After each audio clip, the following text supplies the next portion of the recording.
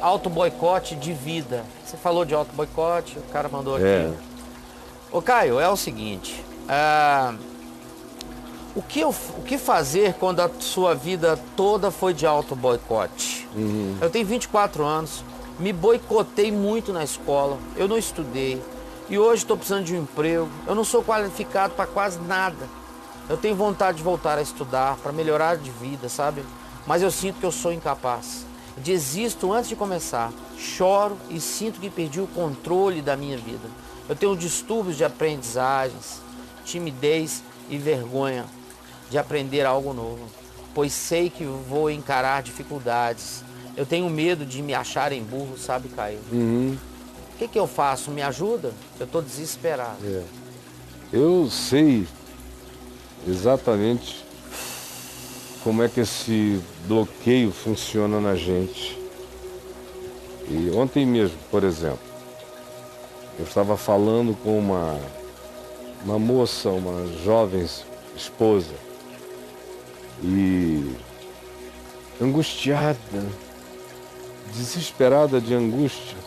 Eu senti a angústia dela, porque o marido tinha pedido divórcio através de um e-mail para ela.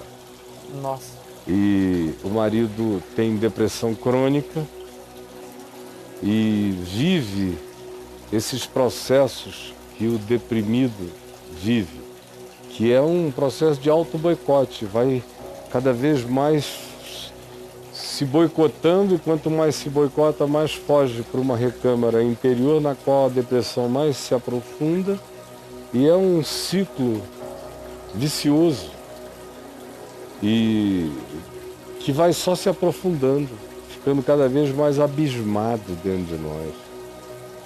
E ela disse: eu sei que eu posso conversar com ele, mas eu não tenho nem poder para abrir a minha boca para puxar esse assunto. Ele fez isso por e-mail, ele me quer muito bem, me respeita muito, ela tinha essa certeza, e eu o amo profundamente. E não quero me deixar, não quero deixá-lo, não quero que ele se vá.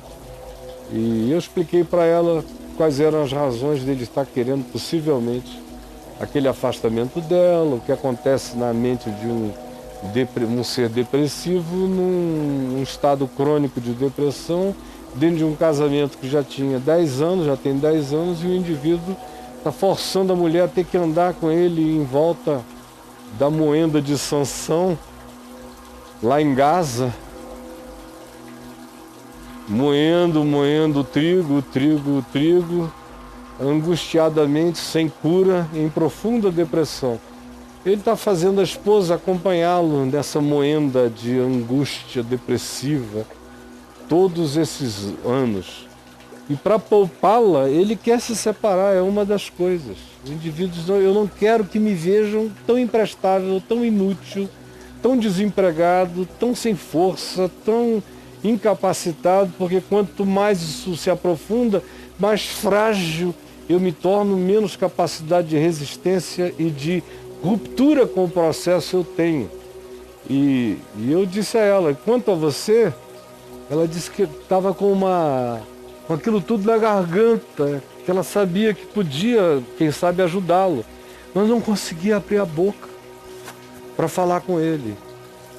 Eu orei com ela, disse uma palavra do Senhor, e hoje uma das primeiras coisas que eu li foi uma resposta dela, uma palavra dela dizendo: consegui, pastor, enfim, falar com ele, e tudo deu uma acalmada muito grande, e obrigado. E eu fiz mais umas 2 perguntas a ela, que ela deve estar me respondendo, se já não respondeu, daqui a pouco. Enfim, o que eu quero te dizer, meu filho, é que isso é um bloqueio mesmo, aqui, ó, na mente da gente. A gente fica sempre imaginando que as grandes dificuldades são aquelas que têm a ver com muralhas altas e a gente preso dentro. Não, pelo menos quando é assim, a gente tem uma muralha externa a nós, objetivamente detectável, constatável, e que é um impedimento para a gente ficar livre. Até a paciência, nessa hora, se dilata quando você vê que o impedimento é concreto. Não é uma construção interior, é concreto. Agora, o pior de tudo é quando não tem nada na frente, a porta está aberta, você pode ir e escolher. Mas você não se deixa, não se permite, você se censura, você se proíbe, você se impede. E você não vai. E quanto mais você não vá, pior fica a sua situação, o que fará com que você, de maneira cada vez mais fragilizada, menos poder decisivo você tenha para ir, para continuar, para não se deixar conter pela muralha invisível que existe na sua cabeça. E aí tudo fica gigantesco e a pessoa se sente incapaz de realizar qualquer coisa. Agora, você pode até dizer, tá bom, Caio, você só descreveu onde é que eu estou, mas como é que eu saio daqui? Bom, em primeiro lugar, eu tenho certeza que você sai daí. E sai. Sai mesmo. E sai pela fé. Fé como coragem de atravessar. Fé como disposição para crer. Fé como coragem de enfrentamento de si mesmo. Fé como resistência. Fé como o grito que quebra as trancas do silêncio na nossa alma e a gente tem a coragem de se expressar na vida. É pela fé que você vence, como é pela fé que a gente vive. Sem fé é impossível viver. Sem fé é impossível agradar a Deus. Aí parece contraditório, não é? Porque eu tenho falado de gente que não cria religiosamente em Deus e que eu tenho certeza que eu vou encontrar com elas no céu. Aí você diz, então qual é o significado de fé para você? O significado de fé para mim é fé mesmo. Certeza de que vai melhorar, de coisas que se esperam. E a convicção de fatos que não são vistos, mas que são reais. É crer que para além do que eu vejo, tem mais. Isso é fé. É nesse sentido que o justo vive pela fé. Pela fé no cuidado de Deus, na provisão de Deus. E pela fé ele rompe barreiras, ele rasga véus, ele passa pelo meio do fogo, ele vence exércitos mais fortes, da fraqueza ele tira a força, ele põe para correr inimigos de qualquer natureza. É pela fé que a gente recebe dos mortos os nossos ressuscitados e as nossas ressurreições. É pela fé que a gente grita aos Lázaros da nossa vida, vem para fora, e espera que ele venha. É pela fé para viver, pela fé para existir, pela fé para esperar, pela fé para suportar. Pela fé que persevera, que vence a tribulação, que ganha, portanto, mais experiência e cresce na esperança. É nisto que você vai se agarrar para viver toda a sua vida. E aí, deixa eu te dizer uma coisa, você tem 24 anos. Sim. E você se narrou aqui como se você fosse um cara de 70. Tipo, eu gastei toda a minha vida. Quando ele começou, eu pensei que você ia falar de um cara da minha idade, mais ou menos. Agora é tarde demais, tenho 24 anos. Novo, Falei, né? meu filho, a vida... Você tá com cheiro de placenta ainda, cara. É, ainda, mas nos nossos dias. É. A vida média está aumentando a longevidade média da população humana. É. E vai crescer. Vai chegar uma hora em que morrer aos 90 vai ser normal. Então a maior parte da vida você ainda tem para viver. E você já decretou a sua falência antes de começar. aí fica difícil, ninguém pode desse modo te ajudar, entendeu? Então, eu quero saber o seguinte, você falou em uma espécie de dislexia, foi isso que eu falei, que é uma dificuldade de aprendizagem? Tem distúrbio de aprendizado, timidez e vergonha de aprender algo novo. Pois é, mas ele falou disso aí como algo diagnosticado. Ele tem medo que acha que ele é burro. Não, mas ele falou antes, tenho, e ele... Tenho distúrbios. Tenho distúrbios, alguém diagnosticou, você não sai de casa... volta para casa, do nada diz, não tenho distúrbios de aprendizagem. Não, então, geralmente são terceiros, médicos ou profissionais dessa profissionais área. Da psicologia, alguma coisa assim, alguém falou. Que podem ter avaliado isso.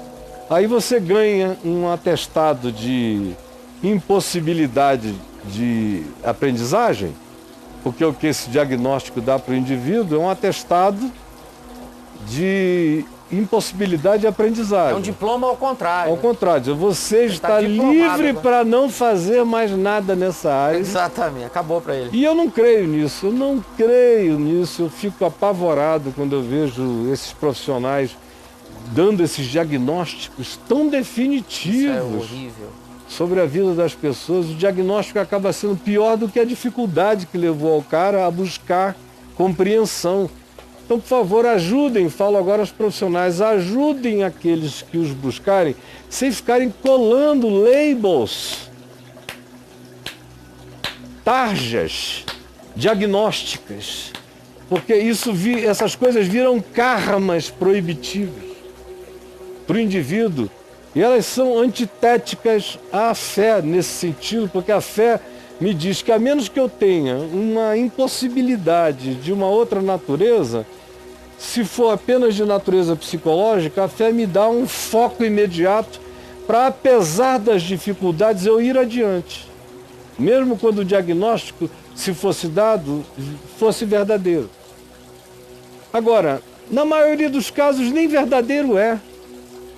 Mas para o indivíduo que recebe, a limitação fica implantada nele como impossibilidade para fazer qualquer coisa por causa daquele tal diagnóstico. Então, primeira coisa é vencer o diagnóstico pela fé. E entender, meu filho, que a gente pode praticamente tudo. Amém. Tudo é possível ao que crê. Tudo. Tudo é possível. A grande barreira não está embutido em você. A grande barreira é na mente. Você tem medo. Você tem medo. E o medo impossibilita a gente de fazer qualquer coisa. Eu tenho que ter o medo racional, mas o seu não é um medo racional, é um medo irracional, plantado na base da sua alma. Pela sua família, pela criação, pelos diagnósticos, eu não sei qual foi o entorno no qual você foi criado, mas sei o que isso gerou na sua cabeça. E sei que a natureza disso é eminentemente psicológica. E a segunda coisa que eu quero lhe dizer é que você precisa fazer uma verificação médica do ponto de vista psiquiátrico, que o cara não vai botar um label dizendo que se você tem ou não tem deficiência de aprendizagem. Em geral, isso vem mais de psicólogos do que de psiquiatras. O psiquiatra vai te examinar, ouvir o teu histórico, uma anamnese e, eventualmente, se ele detectar alguma coisa depois nos exames que peça, ele vai te receitar algo compensatório para só te ajudar a fazer um start e recomeçar, ou começar, porque você ainda não iniciou nada. Mas eu conheço a história de uma menina que não se entregava a aprender nada porque a professora dizia que ela era burra. Até que ela descobriu que, na realidade, ela tinha um problema sério de vista. Não conseguia enxergar o quadro negro, nem o que a professora estava escrevendo. Ficava com uma dor de cabeça forçando a vista e não sabia que ela tinha aquilo, porque no mais, para outras distâncias, ela via muito bem. Mas o que provocou aquilo foi a palavra da professora, que você é burra. Você é burra. A palavra tem um poder... Isso arrebenta. É bomba atômica na alma. você é burra, você é burra. Meu Deus, só depois, muito tempo depois, que essa pessoa foi se dar conta de que não era nada daquilo. Mas retardou um processo. Adia, às vezes, anos na vida da gente, coisas que podiam já estar em curso. Mas a gente se auto-boicota para poder cumprir o karma que nos foi designado por uma palavra de alguém que a gente julgue que tem autoridade, seja um professor, seja um psicólogo, seja um médico, seja a família, seja lá onde seja, que botam essa tarjeta em você, esse label, e dizem que você está impossibilitado para isso ou aquilo. Ou dizem que você é isto, definem o que você é, aí você vai no Google e escreve lá, o que é isso aqui? Aí o Google te dá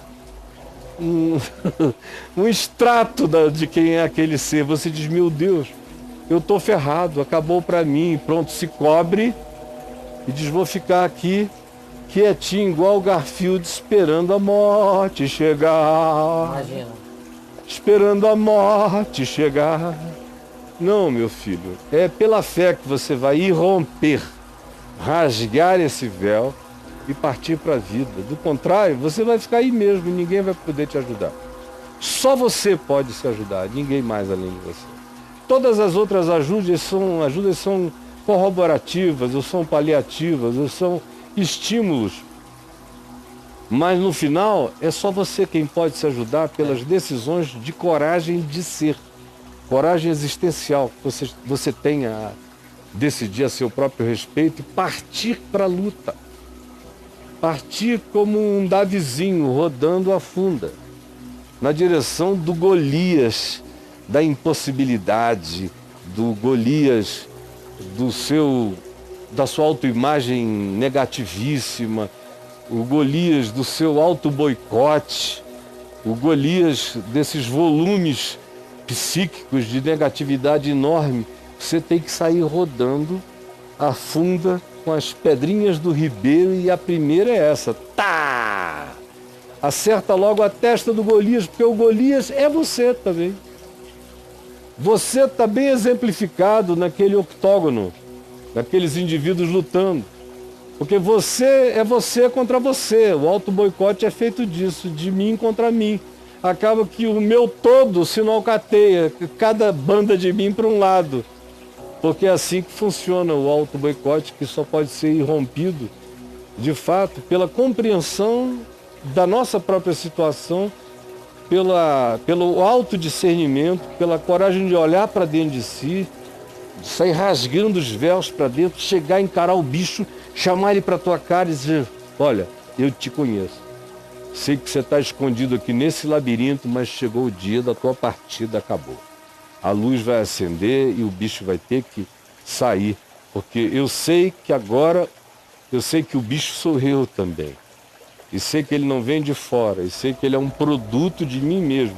E ele cresce pelos processos mentais da minha negatividade, da minha fé no medo.